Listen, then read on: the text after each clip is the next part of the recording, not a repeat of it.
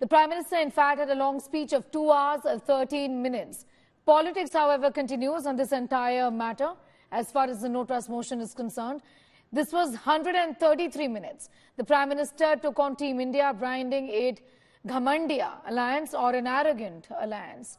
The Prime Minister also mocked the India name, saying that the opposition has just added 2 eyes to NDA, while the coalition leaders played football with each other for power. He vowed to restore peace in Manipur. The Prime Minister declared that India stands with the mothers and daughters of Manipur and blamed the Congress for politicizing the violence in the state. He's hit out at the Congress MP now from taunting him, Mr. Rahul Gandhi, on his Bharat Jodo Yatra to countering his Ravan jibe. Remember, the opposition bloc staged a walkout alleging that Modi failed to give answers on Manipur. All eyes on the last day of the monsoon session as Team India is also to launch counter-attack on the NDA.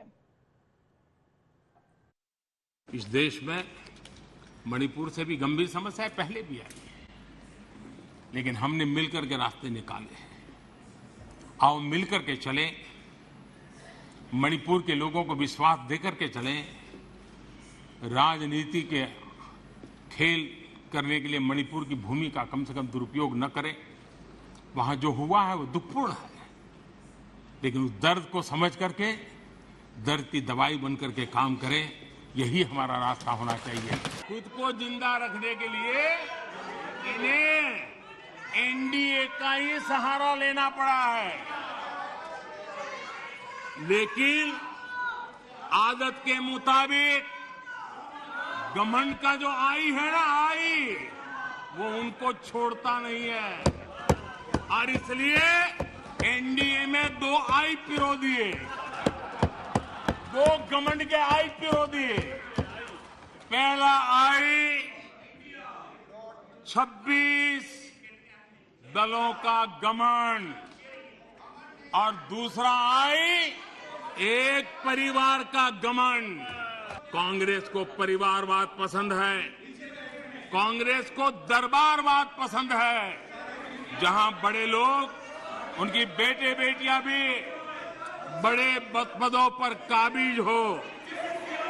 जो परिवार से बाहर है उनके लिए भी यही है कि जब तक आप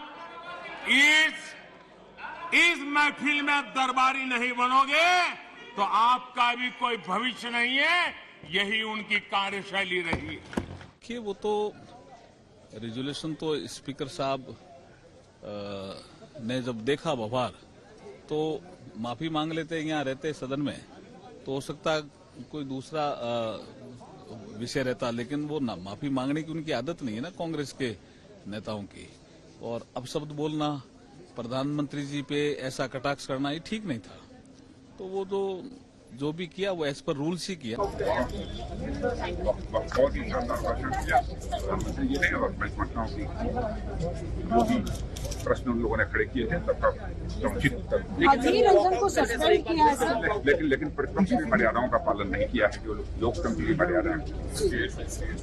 जिनका लक्ष्य सत्य नहीं लेकिन परिवारवाद है, जिनका लक्ष्य राष्ट्र का विकास नहीं बल्कि राष्ट्र के विकास की तिजोरी को लूटना है, वो माननीय प्रधानमंत्री जी को नहीं सुनना चाहेंगे, क्योंकि ना राष्ट्र के विकास को वो पचा पा रहे हैं, ना आंतरिक सुरक्षा संबंधित अमित शाह जी के बयान को वो पचा पा रहे हैं, ना इस बात को स्वीकार पा रहे हैं कि राष्ट्र ने प्रधानमंत्री मोदी जी के नेतृत्व में बार बार विश्वास दिखाया है। कांग्रेस जिस तरह से जहां सत्ता में है, जैसे राजस्थान, वहां पे तो वो अविश्वास लायक भी नहीं है, क्योंकि उन्होंने वहां जनता के साथ विश्वासघात करा है। ये है सत्य। मणिपुर के अंदर जो पूरा घटनाक्रम हुआ, मुझे लगता है जिस तरह से गृह मंत्री जी ने पूरा बतलाया, उससे बढ़िया कोई भी बतलाया नहीं जा सकता था। किस तरह से मणिपुर के अंदर आज तक इनके, जब कांग्रेस जब सत्ता में थी तब इनके गृह मंत्री या इनके राज्य मंत्री तक वहां नहीं गए, उन्होंने जवाब नहीं दिए, जबकि इतने बड़े बड़े गंभीर वहां पर प्रकरण हुए थे, तब भी उन्हीं का ये भी जनता के सामने आज आ गया। विपक्ष की एक ही सोच विचारधारा है। विपक्ष के लिए देश महत्वपूर्ण नहीं है, विपक्ष के लिए अपना दल और स्वतः ही महत्वपूर्ण है और आज ये सिद्ध हो चुका है। जिस अविश्वास प्रस्ताव लेके आए थे वो जनता का अविश्वास विपक्ष के प्रति है और वो आज इस सदन में सिद्ध हो गया।